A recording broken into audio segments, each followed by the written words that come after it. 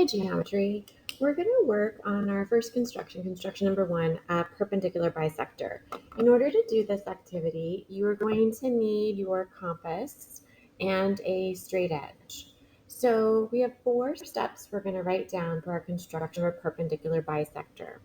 A perpendicular bisector is sometimes abbreviated in our notes as an upside down T, the symbol for perpendicular, and BIS, the shortcut for perpendicular bisector. This will be, when we get done with it, if you have a segment, a perpendicular bisector bisects it. In other words, it goes through the midpoint, and it goes through the midpoint at a 90-degree angle. That's what makes our construction a perpendicular bisector. So to do this, step 1 is we're going to construct circle P with radius PQ.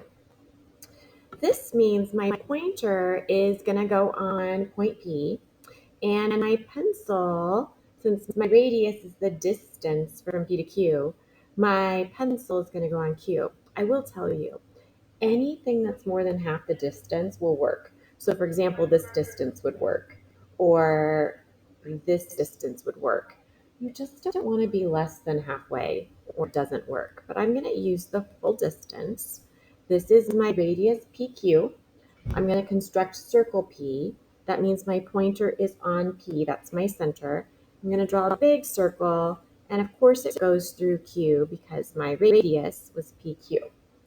Step 2 then is to construct circle Q. This time my pointer will be on Q with that same radius PQ. So if you're using this style of compass, your radius probably hasn't changed. I noticed that it's still set to this distance. If you're using the slider compass, you should double check your distance. So put your pointer on Q and draw your circle Q. And when I do this, I have 2 intersection points. So we're going to mark intersection points.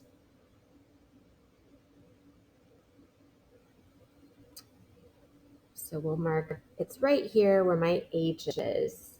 And then up here by my word perpendicular is where that one is.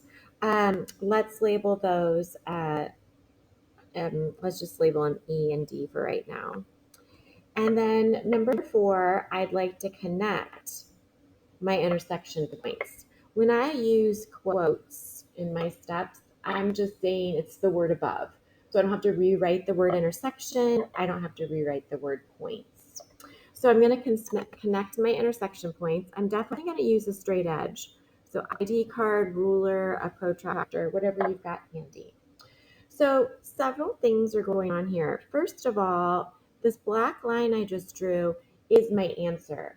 That's the answer to this problem. This line ED, this is my perpendicular bisector of PQ. So there's several things that are true that I want to make note of. So first of all, this line, you could write the E and the D in any order. So I'm going to write DE. It's a line. I'm going to put a line segment above it.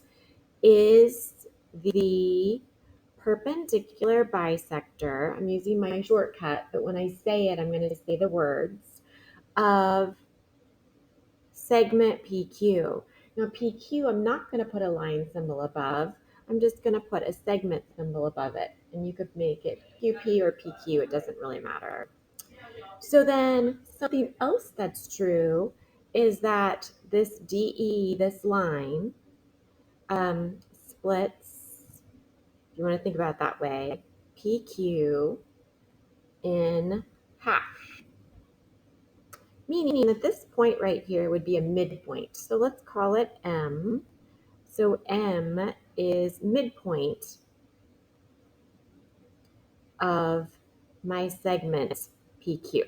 Because P and Q stop. It's not a line. It doesn't go on forever the way it's drawn. It's a segment. It's also perpendicular. So I can say that DE, and now this can be line DE or segment DE. Segment means it begins and ends at those 2 points. A line means it goes forever. But we're going to say that DE is perpendicular to the segment PQ, meaning they intersect in 90-degree angles. We use this little symbol to tell me that that is a 90-degree angle, and there's 4 of them. There are 4 right angles. We use the angle symbol with a tiny s to abbreviate the word angles, and there's 4 90-degree angles in this picture. I only have to denote the one, but you're welcome to put a box on all 4 of them if you wanted to. Thank you.